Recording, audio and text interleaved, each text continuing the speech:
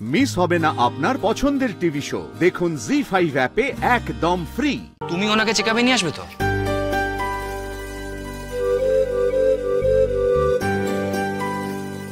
হ্যাঁ হ্যাঁ, শ্রুতি নিয়ে আসবে চেকআপে। ওর এখানে অনেক চেনা জানা অনেকজন আছে। আপনি চেনা আছেন, আঙ্কেল আছে, আর আশা করি আঙ্কেলও ততদিনে সুস্থ হয়ে আবার প্র্যাকটিস করা শুরু করবে। শ্রুতি নিয়ে আসবে এখানে। হ্যাঁ, বাট আমরা তো স্পেশালিস্ট নই, তাই ডক্টর সেনগুপ্ত আর ডক্টর নন্দী ওনারাই আপনাকে দেখবেন। বাই দ্য ওয়ে, তোমরা যাবে কিসে? আমি গাড়ি নিয়ে পৌঁছে দেবো।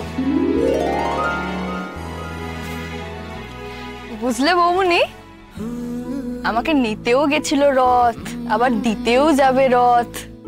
আমি কি লাকি বলো? স্যার, তার কোনো প্রয়োজন হবে না, আমরা ক্যাব বুক করে নিচ্ছি।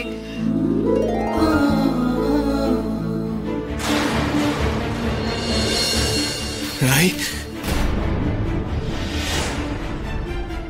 রাই, কি হলো স্যার, দাঁড়িয়ে গেলেন কেন? চলুন, আমাদের ক্যাব বুক করা হয়ে গেছে। এক মিনিট, একটু দাঁড়াও। হসপিটাল থেকে রায় তো নিজের বাড়িতেই যাবে, তাই না?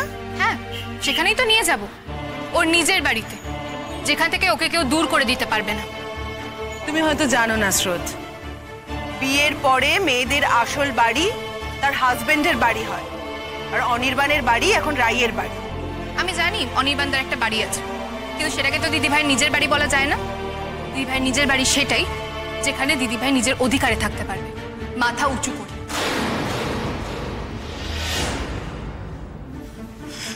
আমার দিকে একবার তাকাও, আমার কথাটা শোনো, একবার, জাস্ট একবার আমার দিকে তাকাও রাই।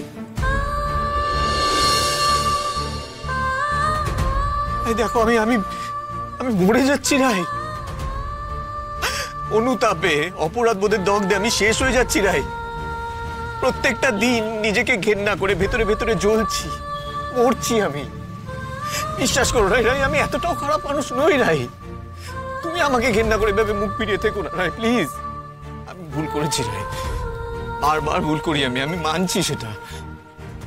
আমি দুর্বল রাই, একটা দুর্বল মানুষ। বৌনি, আমাকে একটু জল দেবে please? Doctor Sengupta, thank you so much.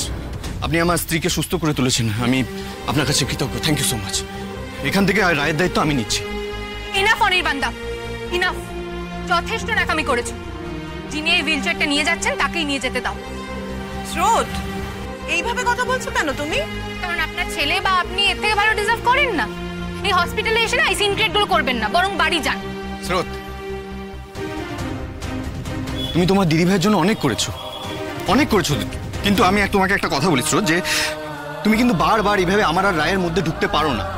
হ্যাঁ, এটা হাজবেন্ড ওয়াইফের ব্যাপার, তারা নিজেদের মধ্যে সলভ করে নিতে পারবে। প্লিজ ফর গডস সেক তুমি বারবার ইন্টারফেয়ার করো না। না অনির্বাণ, এটা তোমাদের হাজবেন্ড ওয়াইফের ব্যাপার না। যদি হাজবেন্ড ওয়াইফের ব্যাপার হতো তোমার মা এর মধ্যে কথা বলতেন না। উনি যখন এর মধ্যে কথা বলার অধিকার রাখেন, তখন আমিও চুপ করে থাকার প্রয়োজন মনে করি না। জি5 ডাউনলোড করুন আর সব এপিসোড দেখুন একদম ফ্রি।